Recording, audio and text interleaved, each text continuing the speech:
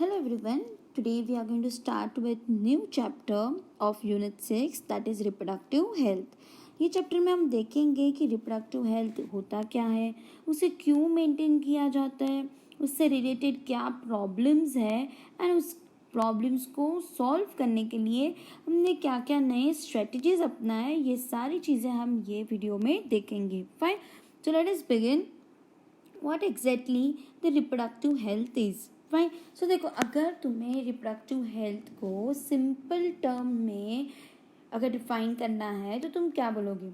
It is healthy reproductive organs with normal functions, right. इसका मतलब क्या होता है कि ये जो रिप्रोडक्टिव ऑर्गन्स है, जैसे कि ये फीमेल रिप्रोडक्टिव ऑर्गन है, ये मेल रिप्रोडक्टिव ऑर्गन है, अगर दोनों हेल्दी है, मतलब उनमें कोई प्रॉब्लम्स नहीं है, अच्छे से फीमेल रिप्रोडक्टिव ऑर्गन ओवा बना रहा है, मेल रिप्रोडक्टिव ऑर्गन स्पर्म्स बना रहा है, that everything is fine, and अगर वो नॉर्मली फंक्शन कर रहा है तो क्या बोलेंगे? The reproductive health is proper. Fine, लेकिन तुम अगर उसे ब्रॉड पर्सपेक्टिवली अगर तुम देखोगे तो उसमें सिर्फ रिप्रोडक्टिव ऑर्गन हेल्दी होना एंड नॉर्मल फंक्शंस करना नहीं आता है, उसमें emotional and social aspects of reproduction is also included. Fine, मतलब कि इमोशनल एंड सोशल, मतलब अगर सपोज कि कोई इंडिविजुअल प्यूबर्टी स्टेज में आया है, उसके बॉडी में कोई चेंजेस हो रहा है एंड अगर वो किसी से शेयर नहीं कर पा रहा है एंड उसे कुछ समझ में नहीं आ रहा है, मतलब कि वो क्या हो गया है? सोशली डिप्रेस्ड हो गया है,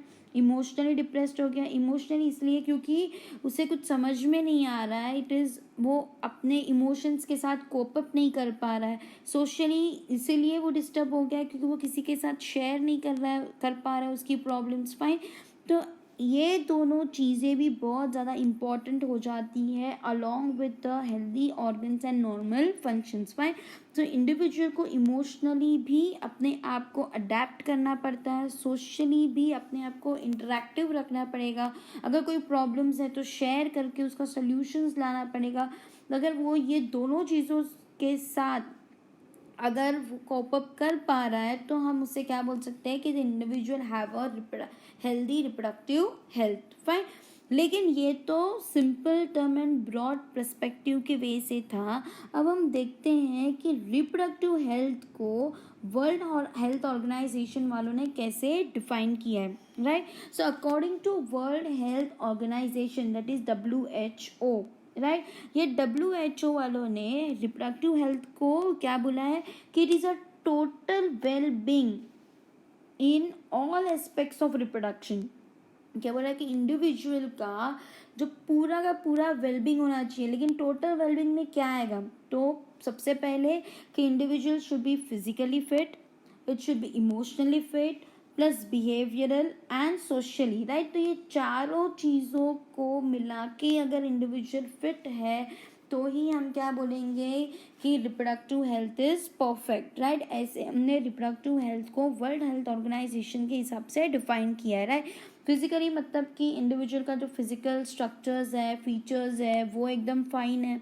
फाइन, इमोशनली मैंने तुम्हें अभी बताया कि अगर प्यूबर्टी स्टेज में आने के बाद अगर कोई चेंजेस हो रहा है, अगर उस चेंजेस को वो इजीली अडेप्ट कर सकता है, उससे वो डिप्रेस स्ट्रेस में नहीं आ रहा है, तो रिप्रोडक्टिव हेल्थ फाइन है. बिहेवियरली मतलब उसके बिहेवियर्स में बहुत ज़्यादा चेंजेस नहीं आ रहे हैं, वो किसी से वियर्ड बिहेव नहीं कर रहा है. सोशली मतलब सोसाइटी के लोगों के साथ, फ्रेंड्स के साथ, फैमिलीज़ के साथ अगर वो अच्छे से बिहेव कर पा रहा है, इंटरेक्ट कर पा रहा है, अपने प्रॉब्लम्स का सल्यूशंस दे के आ सकता है, तो हम इंडिविजुअल का जो हेल्थ है, रिप्रोडक्टिव हेल्थ, उससे क्या बोलेंगे? इट इज़ परफेक्ट, और you can say it is fine.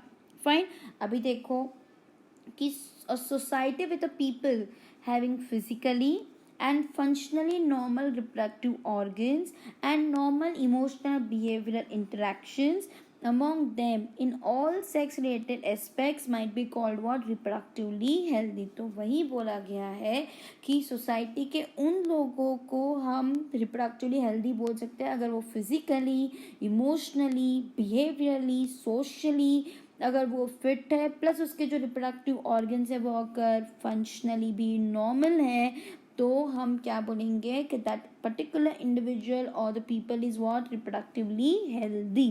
Fine. तो ये तो हुआ कि रिप्रोडक्टिव हेल्थ के बारे में कि हम उस इंडिविजुअल को रिप्रोडक्टिव हेल्दी कब बोल सकते हैं, राइट। लेकिन ये रिप्रोडक्टिव हेल्थ को लेके बहुत सारे इश्यूज है, बहुत सारे प्रॉब्लम्स है। तो उसी प्रॉब्लम्स को डील करने के लिए एंड उसको कोप अप करने के लिए अलग अलग स्ट्रेटजीज बनाई गई है, फाइन। सो वही हम आगे देखते हैं। देखो, लेकिन उसके पहले हम ये देखेंगे कि प्रॉब्लम्स कौन कौन से, फाइन। सो देखो, सबसे बड़ा जो प्रॉब्लम है वो क्या है, पॉपुलेशन का। अगर हम इंडिया की बात करें तो पॉपुलेशन इंडिया का दिन ब दिन क्या हो रहा है, बढ़ते जा रहा है, राइट। सो हमें अगर ऐसे ही अगर पॉपुलेशन बढ़ते जाएगा तो जनरेशन आफ्टर जनरेशन क्या होगा, द रिसोर्सेज जो है उसमें क्या होगी, कमी आ जाएगी, राइट। तो ऐसा तो हमें चाहिए नहीं। सो ये बहुत ज़रूरी है कि हम पॉपुलेशन को कंट्रोल में लाएं, फाइन। तो पॉपुलेशन को कंट्रोल में लाने के लिए हमें लोगों को फैमिली प्लानिंग के बारे में समझाना पड़ेगा। तो ये भी एक सबसे बड़ा प्रॉब्लम है कि लोगों को समझ में नहीं आता है कि फैमिली प्लानिंग कैसे करना चाहिए, वो लोग सुनते नहीं है, फाइन। नेक्स्ट, अगर फैमिली प्लानिंग करना है तो they have to take help of what, contraceptives. तो ये भी एक मेजर क्वेश्चन मार्क हो जाता है कि whether people will use it और नॉट, राइट। लेकिन उसको हम अगर बहुत अच्छे से समझाएंगे तो ऑटोमेटिकली जो लोग हैं वो कॉन्ट्रासेप्टिव्स लेके फैमिली प्लानिंग करेंगे एंड पॉपुलेशन क्या आएगा, कंट्रोल में, राइट। और भी प्रॉब्लम्स है जैसे कि अबॉर्शंस, राइट। अगर अनवांटेड सेक्स हो गया है या अनवांटेड प्रेगनेंसी हो गई है तो पीपल क्या करते हैं, अबॉर्ट कर देते हैं। प्लस बहुत बार ऐसे होता है कि लोग जाके सोनोग्राफी करवा के ये देख लेते हैं कि जो फीटस जो अंदर ग्रो हो रहा है whether it is a male और whether it is a female. अगर उन्हें पता चलता है कि वो फीटस फीमेल है तो वो क्या कर देते हैं, इलीगली उस फीटस को क्या करवा देते हैं, अबॉर्ट करवा देते। तो ऐसे हमें नहीं चाहिए। हमें लोगों को समझाना पड़ेगा कि मेल एंड फीमेल दोनों में क्या है, इक्वालिटी है। इनइक्वालिटी नाम की अब कोई चीज़ें नहीं रह गई है। प्लस हमें जो प्यूबर्टी स्टेज में आए हुए जो इंडिविजुअल्स है, मतलब कि जो एडोलेसेंस स्टेज में आए हैं, उन्हें भी समझाना पड़ेगा कि ठीक है, इट्स फाइन कि अगर तुम प्यूबर्टी स्टेज में आए हो तो तुम्हारे बॉडी में अलग अलग चेंजेस आएंगे। उस चेंजेस से कोई प्रॉब्लम नहीं होने वाला है। You do not need to get abuse और you do not need to get emotionally stressed और डिप्रेस्ड। ये नॉर्मल है, फाइन। तो ये सारी चीज़ें भी समझाना बहुत ज़रूरी है द अर्ली स्टेज। नहीं तो अडोलेसेंस स्टेज में जो इंडिविजुअल्स है उनके दिमाग में बहुत सारे अलग अलग मिसकंसेप्शंस होने स्टार्ट हो जाते हैं, they go on a wrong track, fine. Plus सबसे बड़ी चीज़ कि जो अनप्रोटेक्टेड सेक्स करते हैं तो उसकी वजह से सेक्सुअली ट्रांसमिटेड डिजीज़ होना भी सबसे बड़ी बात कि जो अनप्रोटेक्टेड सेक्स करते हैं तो ये सेक्सुअली ट्रांसमिटेड डिजीज़ भी हो सकती है। और इस बारे में लोगों को बिल्कुल भी पता नहीं है कि ये प्रॉब्लम भी हो सकता है। तो उसके बारे में भी हमें लोगों को अवेयर करना पड़ेगा, समझाना पड़ेगा कि अनप्रोटेक्टेड सेक्स नहीं करना चाहिए, right. You should take care of your reproductive parts, you should take care of your health ताकि डिजीज़ ना हो, फाइन। तो ये सारे प्रॉब्लम्स को टैकल करने के लिए, इनका सल्यूशंस लाने के लिए वर्ल्ड हेल्थ ऑर्गेनाइजेशन भी वर्कआउट कर रही है। लेकिन सबसे पहले इन सारी चीज़ों के ऊपर वर्कआउट करने के लिए अगर किसी कंट्री ने स्टेप लिया होगा तो इट्स अ इंडिया, राइट। तो इंडिया एक ऐसा पहला कंट्री है जिसने इनिशिएट किया है एक्शन प्लान्स को, right. India is the first country who initiated the action plans and programs at the national level, right. So India ने पहली बार ये एक्शन प्लान्स बनाए, उन्होंने इनिशिएट किया नेशनल लेवल पे ऐसे प्रोग्राम्स दिए, राइट, जिससे वो लोग क्या कर सके, to attain total reproductive health as a social goal, right. मतलब कि इंडिया के जितने भी इंडिविजुअल्स हैं, जितना भी पॉपुलेशन है, सबके रिप्रोडक्टिव हेल्थ को मेंटेन करना उनका एक क्या हो गया था, सोशल गोल।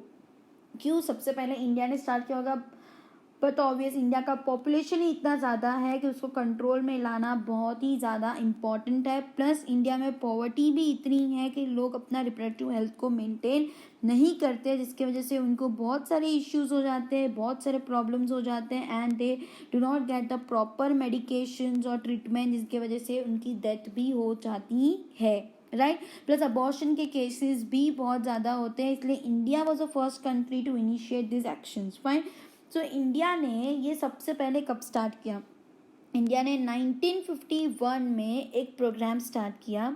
उस प्रोग्राम का नाम था फैमिली प्लानिंग, राइट। सो ये फैमिली प्लानिंग नाम के प्रोग्राम से उन्होंने क्या किया? They started creating an awareness among the people और अमॉन्ग द पॉपुलेशन की फैमिली प्लानिंग कैसे करना चाहिए, क्यों करना चाहिए, जिससे हम पॉपुलेशन को कंट्रोल में ला सके। प्लस एवरी डिकेड्स वो लोग ये चीज़ पे ध्यान भी रखते हैं, वो लोग काउंटिंग्स भी करते हैं, देखते हैं कि पॉपुलेशन अपना कंट्रोल में है या नहीं है, राइट। सेकेंडली उन्होंने और एक प्रोग्राम स्टार्ट किया था जिसका नाम है RCH प्रोग्राम, ठीक है। अभी RCH प्रोग्राम का फुल फॉर्म क्या है? It's a reproductive and child health care, ठीक है। ये कौन सा प्रोग्राम है? Reproductive and child health care, मतलब रिप्रोडक्शन के बारे में, प्लस जो चाइल्ड बॉर्न हुआ है उनके हेल्थ केयर के बारे में ये प्रोग्राम स्पेशली बनाया गया था ताकि वो क्या कर पाए? अवेयरनेस स्प्रेड कर पाए। क्या कर पाए? Awareness. It's like an operation, ठीक है। एक मिशन था उनका, एक ऑपरेशन है जिसमें ये प्रोग्राम के नाम से उन्होंने जितने भी रिप्रोडक्शन रिलेटेड एरियाज थे वहाँ पे जाके ये देखा, ये ट्राई किया कि they can improve the reproductive health of an individual, plus वो लोग अवेयरनेस भी स्प्रेड कर सके। तो उनका मेजर टास्क क्या था? राइट, टू क्रिएट अवेयरनेस, ठीक है। तो मेजरली तो उनको क्या करना था? अवेयरनेस स्प्रेड करना है। किसके बारे में? कि कैसे रिप्रोडक्टिव हेल्थ को मेंटेन किया जाए, plus various reproduction related aspects. अभी रिप्रोडक्शन के रिलेटेड जो भी एस्पेक्ट्स होते हैं, जैसे कि फैमिली प्लानिंग कैसे होता है, प्रेगनेंसी में कैसे केयर ली जा सकती है, नेटल का कैसे केयर लिया जा सकता है, why breast feeding is very important, why abortion is not needed, right. Male and female में इक्वालिटीज़ है, ऐसा कोई इनइक्वालिटी जैसी चीज़ें नहीं है। तो ये सारी चीज़ें उन्हें समझाना, प्लस रिप्रोडक्टिव ऑर्गन्स क्या होते हैं, उससे सेक्शुअली ट्रांसमिटेड डिजीजेस क्या होते हैं, ये सारी चीज़ें समझाना बहुत ज़रूरी था, राइट। सो प्लस उन्होंने क्या दूसरा मेजर टास्क था कि प्रोवाइडिंग फैसिलिटीज़। अभी गांव में अगर देखोगे तो वहाँ पे फैसिलिटीज़ बहुत कम होती हैं, तो वहाँ पे फैसिलिटीज़ देना बहुत ज़रूरी था। तो they try to give the facilities over there, छोटे छोटे हॉस्पिटल्स बनाए ताकि जो प्रेग्नेंट वुमेन्स है या फिर जो न्यूबॉर्न बेबीज़ है उनको प्रॉपर ट्रीटमेंट दी जा सके, या फिर किसी मेल या फीमेल को रिप्रोडक्टिव पार्ट्स या ऑर्गन्स में कोई इश्यूज़ है या कुछ हेल्थ इश्यूज़ है उससे रिलेटेड, तो वो सॉल्व किया जा सके। Plus, they gave us support for building up a reproductively healthy society, right? उन्होंने सपोर्ट भी किया सोसाइटी को ताकि they can maintain a reproductive healthy society, fine. So ये उनका मेजर टास्क था कि उन्हें ऐसे आगे बढ़ना है, राइट। लेकिन अकेले ये कर सकते हैं क्या? नहीं, right. They can not do alone. So देखो कौन उन्होंने अलग अलग स्ट्रेटजीज अपनाई, राइट। कैसी स्ट्रेटजीज अपनाई? तो सबसे पहले तो एक ही एम है कि उन्हें अवेयरनेस क्रिएट करना है लोगों में। इंडिया ने स्टार्ट किया है, तो इंडिया का जो गवर्नमेंट है प्लस जो नॉन गवर्नमेंटल एजेंसीज है, मतलब NGOs है, राइट, उन दोनों ने इस चीज़ को सपोर्ट किया एंड बोला कि ठीक है ये प्रोग्राम को आगे बढ़ाओ, वी विल सपोर्ट यू। तो उन्होंने कैसे, सबसे पहले उन्होंने अवेयरनेस कैसे स्टार्ट की? तो they started with audio visual and print media. और कैसे स्टार्ट किया? With audio visual and print media, right. तो न्यूज़पेपर में उन्होंने एड्स देना स्टार्ट किया, टेलीविजन में they started giving the ads, right. तो इंटरनेट के थ्रू उन्होंने स्प्रेड करना स्टार्ट किया, रेडियो के थ्रू, मैगजीन्स के थ्रू। तो ये सारे जो सोर्सेज है या जो मीडिया है उसके through they started giving an awareness, right. So this was the first step, fine, ताकि लोगों को समझे कि रिप्रोडक्शन रिलेटेड एस्पेक्ट्स क्या है एंड क्या करना चाहिए, राइट। सो ये सिर्फ काम government and non government agencies का तो नहीं है, राइट। तो उसके अलावा भी कि कौन अवेयरनेस स्प्रेड करवा सकता है, कौन इम्पोर्टेंट या मेजर रोल्स प्ले कर सकता है, तो मेजर रोल जो सोसाइटी में अवेयर करवा सकते हैं वो कौन से हैं? एक तो parents and close relatives. Fine, देखो सबसे मेन, अगर पेरेंट्स ही अगर बच्चों को नहीं समझा सकते हैं कि रिप्रोडक्टिव ऑर्गन्स क्या होते हैं, रिप्रोडक्टिव पार्ट्स क्या होते हैं, उनको क्लीन कैसे रखा जा सकता है, उनको हाइजीन कैसे मेंटेन किया जा सकता है, अगर वो उनके सेक्स रिलेटेड मिथ्स अगर सॉल्व नहीं कर सकते तो क्या फ़ायदा, राइट। सो पेरेंट्स को चिल्ड्रंस के साथ फेमिलियर होना या फ्रेंडली होना बहुत ज़रूरी है ताकि वो उन्हें समझा सकें। प्लस बहुत बार ऐसा होता है कि जो बच्चे जो है वो पेरेंट्स से इतने क्लोज नहीं होते हैं, लेकिन they might be close to so and so relatives. Fine, तो वो रिलेटिव्स का भी एक काम हो जाता है कि अगर उनमें कोई मिथ्स है या मिसकंसेप्शंस उनके दिमाग में चल रहा है तो वो सॉल्व कर पाए, तो they are also going to play a major role.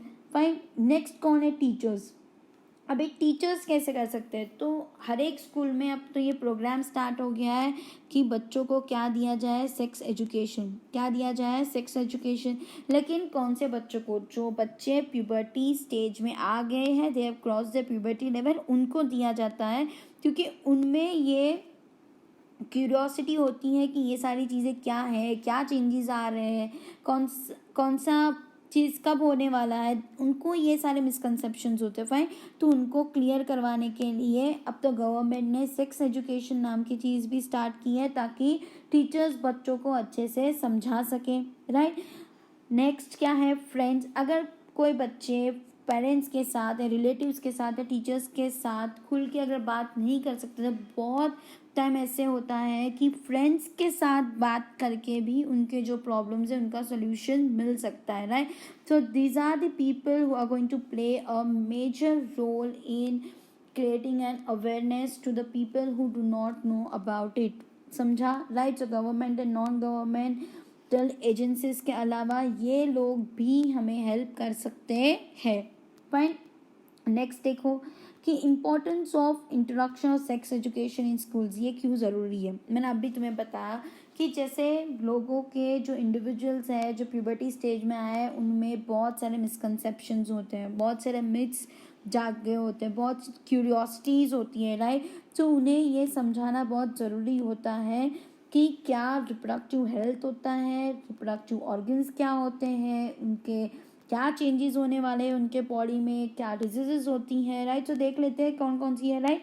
So see, giving proper information to adolescent age group, right, to lead reproductive healthy life is very important. तो ये सबसे पहली बात है कि एडोलेसेंट एज ग्रुप वाले लोगों को अगर हम प्रॉपर इंफॉर्मेशन देंगे तो आगे जाके they can carry out the reproductively healthy life, right.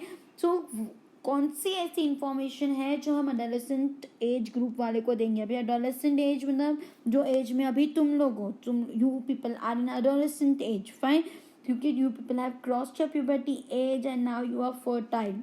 Fine, so see, तुम्हें कौन कौन सी चीज़ों के बारे में समझाया जाता है, जैसे कि ह्यूमन रिप्रोडक्टिव सिस्टम के बारे में कि मेल रिप्रोडक्टिव और सिस्टम कैसा होता है, फीमेल रिप्रोडक्टिव सिस्टम कैसा होता है। As if you have entered into adolescent stage from the child age, तो तुम्हारे बॉडी में कौन कौन से चेंजेस आएंगे।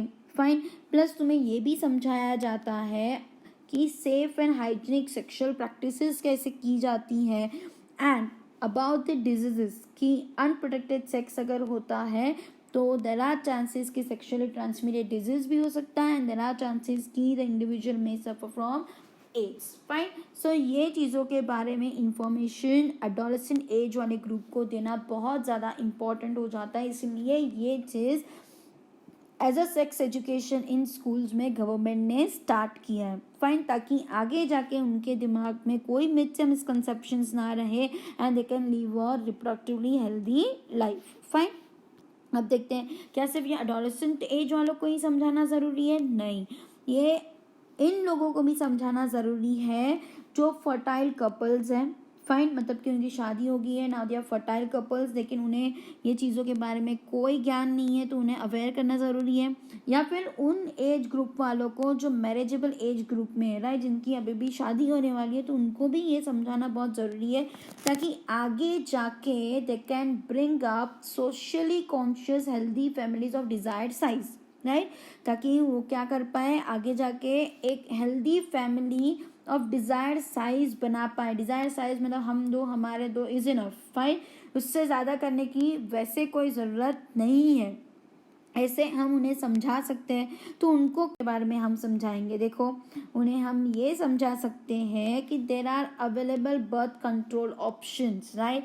सो no need to do unprotected sex. बहुत सारे कंट्रोल ऑप्शंस है, जैसे पील्स है, कॉन्डम्स है, कॉपर्टीज है, राइट। बहुत सारे मेडिकेशंस हैं जो तुम लेके प्रेगनेंसी अवॉइड कर सकते हो, फाइन। प्लस अगर प्रेग्नेंट है मदर तो उनकी केयर कैसे ली जाती है ये भी समझाना बहुत ज़रूरी है। लेकिन क्योंकि बहुत टाइम ऐसे होता है प्रेग्नेंट मदर्स की बिल्कुल भी केयर नहीं ली जाती है, फाइन। फिर ये भी उन्हें समझाया जाता है कि post natal care of mother and child, right. एक बार डिलीवरी हो जाने के बाद मदर का एंड चाइल्ड का दोनों का केयर कैसे लेना चाहिए एंड क्यों लेना चाहिए। प्लस हम ये भी उन्हें इम्पोर्टेंस बताते हैं कि breast milk and breast feeding का क्या इम्पोर्टेंस है, राइट। हमने देखा था कि ब्रेस्ट फीडिंग में और you can say breast milk में, द स्टार्टिंग का जो ब्रेस्ट मिल्क है उसमें क्या होता है, कोलोस्ट्रम, या क्या होता है, कोलोस्ट्रम, राइट। सो ये कोलोस्ट्रम में क्या प्रेजेंट होता है, एंटीबॉडीज, जो बेबी के लिए बहुत इंपॉर्टेंट होता है to fight against any antigens, right. So ये भी चीज़ उन्हें समझाना बहुत ज़रूरी है क्योंकि स्टार्टिंग का मिल्क तो बेबी को एटलीस्ट 6 मंथ्स तक देना चाहिए। एंड तो सबसे बड़ी बात जो समझाना होता है कि मेल एंड फीमेल दोनों में कोई इनइक्वालिटीज़ नहीं होती है, दोनों आर इक्वल, राइट। दोनों के पास इक्वल अपॉर्चुनिटीज होती है। एंड ऐसा ज़रूरी नहीं है कि male can only support the family, nowadays even female can support the family. So ये सारी चीज़ों के बारे में ये फर्टाइल कपल्स को या मैरिजेबल एज वाले ग्रुप में जो आए हैं उनको भी समझाना बहुत ज़रूरी होता है। तो हर एक स्टेज पे अलग अलग टाइम के लोगों को अलग अलग वे में कौन कौन सी चीज़ें समझाना है, ये सारी स्ट्रेटजीज जो है ये RCH वालों ने बना के रखी है, राइट। कि एडोलेसेंट वालों को क्या समझाना है, ये जो फर्टाइल कपल्स है, मैरिजेबल एज ग्रुप वाले को क्या समझाना है, फुल सोसाइटी को क्या समझाना है, राइट। तो ये सारी स्ट्रेटजीज उन्होंने बना के रखी है कि ऐसे ऐसे हमें उन्हें ये चीज़ें समझानी है, राइट। अभी देखो, ये equal opportunities of male and female child के बारे में क्यों समझाएंगे, क्योंकि नहीं तो क्या करते हैं ये कपल, फीमेल अगर फीटस है तो अबॉर्शन करवा लेते हैं, अबॉर्शन ना करवाए इसीलिए उन्हें ये समझाना ज़रूरी हो जाता है, ठीक है। समझा तुम्हें यहाँ तक। अब देखो नेक्स्ट कि पूरे सोसाइटी को अगर हेल्दी बनाना है तो क्या स्ट्रैटेजीज अपनाई, राइट। तो पूरे सोसाइटी को अगर हेल्दी बनाना है तो it is very important to aware for the problems such as, कौन कौन से प्रॉब्लम्स के बारे में, the uncontrolled population growth, right. सबसे मेन कि भाई कंट्रोल करो पॉपुलेशन को, ये समझाना ज़रूरी हो जाता है। नेक्स्ट क्या होगा, social evils like sex abuse. बहुत बार ऐसे होता है कि लोग सेक्सुअली अब्यूज़ होते हैं, फाइन। तो उन चीज़ों के बारे में समझाना पड़ता है कि which is a good touch, which is a bad touch, right. कैसे हमें ये अब्यूज़ होने से बचना चाहिए, कैसे हम अपने आप को प्रोटेक्ट कर सके, तो ये हो जाए, राइट। सेक्स रिलेटेड क्राइम्स तुमने सुना होगा आए दिन, रेप्स के बारे में, राइट। सो उन चीज़ों के बारे में भी लोगों को समझाना बहुत ज़रूरी हो जाता है ताकि वो लोग समझे, सोचे इन चीज़ों के ऊपर एंड अपने आप को प्लस अपने फैमिली को प्लस सोसाइटी के लोगों को भी एक नेसेसरी स्टेप्स लेके प्रिवेंट कर सके या बचा सके, समझा। इसीलिए ये बहुत ज़रूरी है कि इन चीज़ों के बारे में भी लोगों को समझाया जाए ताकि they can have a healthy society, right, what they can have a healthy society, fine. अब देखते हैं कि ये सारी चीज़ें जो मैंने तुम्हें बताई, राइट। कभी मैंने बोला कि हमें रिप्रोडक्टिव ऑर्गन्स के बारे में बताना चाहिए, कभी मैंने बताया कि हमें ये भी समझाना चाहिए कि एडोलेसेंस में क्या चेंजेस आते हैं, ये भी बताया कि फर्टाइल एज वालों को और मैरिजेबल एज ग्रुप वालों को क्या समझाना चाहिए, सोसाइटी में क्या समझाना चाहिए, ठीक है। लेकिन ये सिर्फ समझाने से काम नहीं चलने वाला है, इन सारी चीज़ों के बारे में हमें इम्प्लीमेंट भी करना पड़ेगा ताकि लोगों को विश्वास आए कि नहीं बाबा हमें ये सारी चीज़ें करनी चाहिए। चाहिए, हमें अपना रिप्रोडक्टिव हेल्थ मेंटेन रखना चाहिए, हमें हाइजीन रहना चाहिए, राइट। सो सी कौन कौन से ऐसे सक्सेसफुल इम्प्लीमेंटेशन करवाने के लिए उन्होंने कौन से एक्शन प्लान्स लिए, राइट। लेकिन ये सक्सेसफुल इम्प्लीमेंट करवाने के लिए they require strong infrastructure facilities. अब देखो, बिना इंफ्रास्ट्रक्चर फैसिलिटीज़ ये इम्प्लीमेंट कैसे होगा? अगर तुम हॉस्पिटल्स बनाओगे गांव में तो वहाँ पे फैसिलिटीज़, मेडिकल सपोर्ट या मटेरियल सपोर्ट देना बहुत ज़रूरी है, राइट। सारे इक्विपमेंट्स देना बहुत ज़रूरी है, बेड्स देना ज़रूरी है, प्रोफेशनल एक्सपर्टाइज होना बहुत ज़रूरी है। अगर तुम अवेयर भी कर रहे हो तो ऐसे कोई भी लोगों को नहीं भेज सकते हो, राइट। कोई ऐसा इंडिविजुअल चाहिए जिसे इन बारों में, हर चीज़ के बारे में उसे नॉलेज हो, वो अच्छे से उसे समझा पाए, राइट। सो ऐसे प्रोफेशनल एक्सपर्टाइज हमें लगेंगे, अच्छे डॉक्टर्स लगेंगे अगर तुम हॉस्पिटल्स खोल रहे हो, राइट। अच्छे इक्विपमेंट्स लगेंगे, अच्छे मटेरियल सपोर्ट्स लगेंगे, जैसे कि अगर कोई प्रेगनेंट डिलीवरी करने वाली है तो उसके लिए भी सारे इक्विपमेंट्स लगेंगे, उनकी केयर के लिए चीज़ें लगेंगी, राइट। तो ये सारी चीज़ें जो है it is on a highest requirement, it is on what, highest requirement, ताकि हम सक्सेसफुली ये सारी चीज़ें जो मैंने तुम्हें अभी बताई वो इम्प्लीमेंट कर पाए। फाइन, अभी देखते हैं कि ऐसी कौन सी मेडिकल असिस्टेंस एंड केयर है जो हमें लोगों को रिप्रोडक्शन रिलेटेड प्रॉब्लम्स के टाइम पे देनी पड़ती है, राइट। तो ऐसे कौन से रिप्रोडक्शन रिलेटेड प्रॉब्लम्स हैं जिसके लिए ये medical assistance and care is must, right. So देखो, सबसे पहले एक तो when female is pregnant, right. So बार बार उन्हें सोनोग्राफी करके चेक करना पड़ता है कि whether the growing foetus is proper और नॉट, राइट। उन्हें मेडिकेशंस प्रॉपर देनी पड़ती है, हॉस्पिटल्स में डॉक्टर्स वगैरह अच्छे होने चाहिए। फाइन, व्हेन जब डिलीवरी होती है वो टाइम पे भी डॉक्टर्स एंड नर्सेज की ज़रूरत पड़ती है, राइट। तो इक्विपमेंट्स लगेंगे। फाइन, नेक्स्ट क्या है, द अबॉर्शंस, राइट। बहुत टाइम ऐसे होता है कि foetus is not growing well, तो वो टाइम पे अबॉर्शन भी करवाना पड़ता है, तो उसके लिए भी वी नीड अ सोनोग्राफीज, मतलब ultrasound machines and equipments and all, right. हमेशा ऐसा ज़रूरी नहीं है कि फीमेल फीटस है तो ही हम अबॉर्शन करवाते हैं, बहुत बार ऐसा होता है कि मिसकैरेजेस हो जाते हैं, प्रॉपरली फीटस बॉर्न नहीं हो पा रहा है तो अबॉर्ट करवा देते हैं, राइट। हमें कंट्रासेप्शंस के बारे में भी मेडिकल असिस्टेंस एंड केयर देनी पड़ती है, जो नॉर्मल हॉस्पिटल्स में भी अवेलेबल होता है, राइट। कंट्रासेप्शंस में जैसे कि कॉपर टी है जो डॉक्टर्स हमें इंसर्ट करवा के देते हैं, कॉन्डम्स है, राइट, पील्स है, ऐसी बहुत सारी अलग अलग चीज़ें होती हैं जो हमें अवेलेबल करवानी पड़ती है, उन्हें समझाना पड़ता है कि इसको ऐसे यूज़ किया जाता है, राइट। और हमें बचना है सेक्सुअली ट्रांसमिटेड डिजीज से, लेकिन अगर हो जाता है तो उसके लिए भी तो प्रॉपर ट्रीटमेंट लगेगी ना, ताकि हम वो डिजीज से क्योर हो पाए। बहुत बार ऐसा होता है कि the individuals are infertile, right. Infertile मतलब तुमने सुना होगा कि बहुत सारे ऐसे कपल्स होते हैं जिनको after many years of marriage उनको बच्चे नहीं होते हैं, तो क्या प्रॉब्लम है, क्यों नहीं हो रहे, तो उसके बारे में ढूंढने के लिए, रिसर्च करने के लिए then they go to doctors and फिर पता चलता है कि या तो मेल या फीमेल दोनों में से एक क्या है इनफर्टाइल, मतलब या तो ओवा ठीक से नहीं बन रहा है, या तो यूट्राइन लाइनिंग ठीक से नहीं बन रही है, या तो स्पर्म्स की एबिलिटी इतनी नहीं है, मोटिलिटी अच्छी नहीं है, राइट। तो ऐसे या तो मेल या फीमेल दोनों में से एक इनफर्टाइल होता है, राइट। सो इनफर्टिलिटी की प्रॉब्लम को क्योर करने के लिए भी we need a medical assistance and care, right. And there can be a menstrual problem also, बहुत सारी फीमेल्स है उनको मेंस्ट्रुअल प्रॉब्लम्स होते हैं, फाइन, या तो उनको क्रैम्प्स आते होंगे, या तो इरेगुलर हो जाता है, या तो डिले हो जाता है, राइट। तो ये सारी चीज़ों को भी प्रॉपरली ट्रीट करके प्रॉपर एवरी मंथ 28 डेज का साइकिल रन हो, ये सारी चीज़ें देखने के लिए या फिर प्रॉपर करने के लिए भी we require what medical assistance and care. तो ये जो प्रॉब्लम्स है रिप्रोडक्शन रिलेटेड, इन सब के लिए इट इज़ वेरी नेसेसरी कि हमें मेडिकल असिस्टेंस एंड केयर मिल पाए, एंड ये मिलने के लिए इट इज़ वेरी नेसेसरी कि सक्सेसफुल इम्प्लीमेंटेशन हो सारे एक्शन प्लान्स के, फाइन।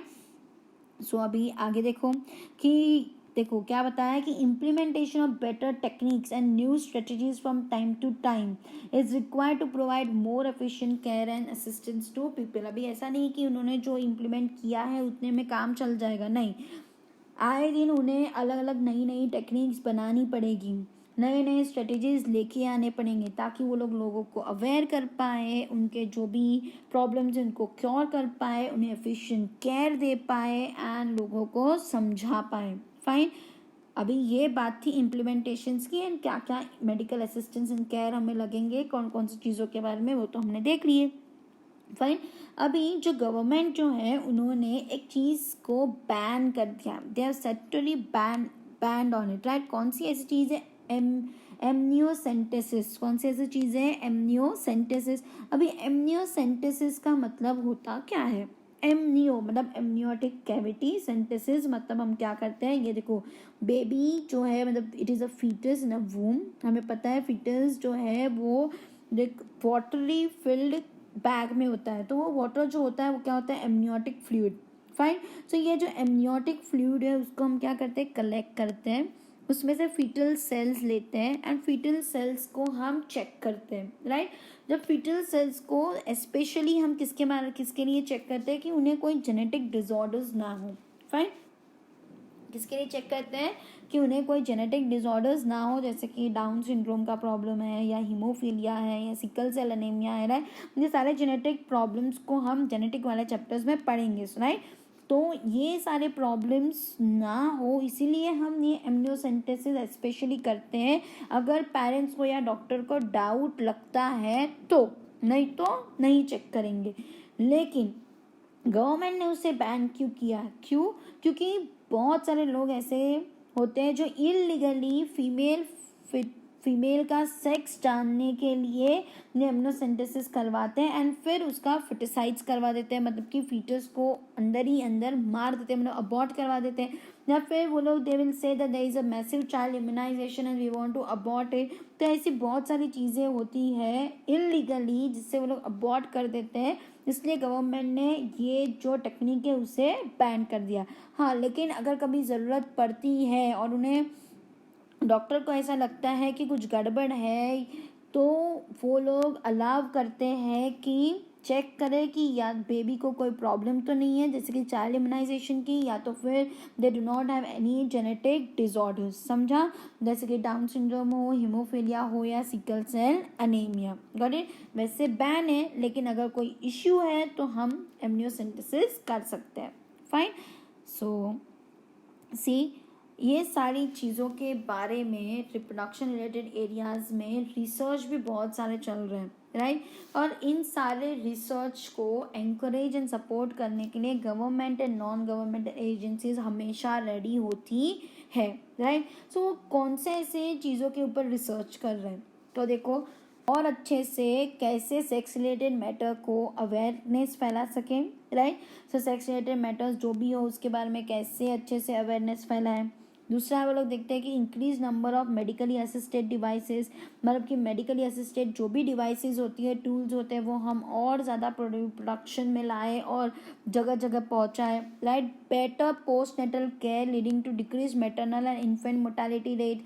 हम ये भी ध्यान रखते हैं कि डिलीवरी के बाद पोस्ट नेटल केयर अच्छे से लिया जाए, मदर का भी एंड चाइल्ड का भी, ताकि उनमें जो मोर्टालिटी रेट जो है वो क्या हो जाए? डिक्रीज हो जाए, right. Increase number of couples with small families. हम लोगों को ये समझाते हैं, कपल्स को ये समझाते हैं कि भाई स्मॉल फैमिलीज रखो, राइट। तो वो भी हम इंक्रीज करने की ट्राई कर रहे हैं, राइट। कि दो हमारे दो वाला concept, right. Next, better detection and cure of STDs. हम अगर किसी को अगर सेक्सुअली ट्रांसमिटेड डिजीज़ हो जाता है तो उसको अच्छे से हम डिटेक्ट कर पाए, उसको प्रॉपर ट्रीटमेंट दे पाए, उसको क्योर कर पाए, नहीं तो इस बारे में भी अच्छे से रिसर्च चल रहा है। Plus increase medical facilities for all sex related problems, right. जितनी भी सेक्स रिलेटेड प्रॉब्लम्स हैं या फिर रिप्रोडक्टिव हेल्थ रिलेटेड प्रॉब्लम्स हैं, हर चीज़ के लिए मेडिकल फैसिलिटीज़ अवेलेबल हो हर जगह पे, from villages to villages and everywhere, ताकि लोगों को प्रॉपर रिप्रोडक्टिवली हेल्दी सोसाइटी में रह पाए and they will be fine. Fine. And ये देखो, ये जो है Saheli, right. Saheli is a oral contraceptive for female, right. ये किसके लिए लेते हैं? If they do not want to get pregnant and if they do not want unwanted pregnancy, तब ये फीमेल सहेली करके जो ओरल कंट्रासेप्टिव्स है वो लेती है। लेकिन ये जो है it was first developed by scientists at Central Drug Research Institute, that is CDRI, which is in Lucknow, India. सबसे पहला अगर कोई कॉन्ट्रासेप्टिव अगर बना था तो वो है सहेली, एंड वो कहाँ पे बना है? अपने इंडिया में, वो भी लखनऊ में, इन अ CDRI. फाइन. सो ये मत समझो कि इंडिया पीछे है. स्टार्ट भी फैमिली प्लानिंग का प्रोग्राम इंडिया ने किया था, एंड कंट्रासेप्टिव्स भी किसने बनाया है? इंडिया वालों ने. फाइन.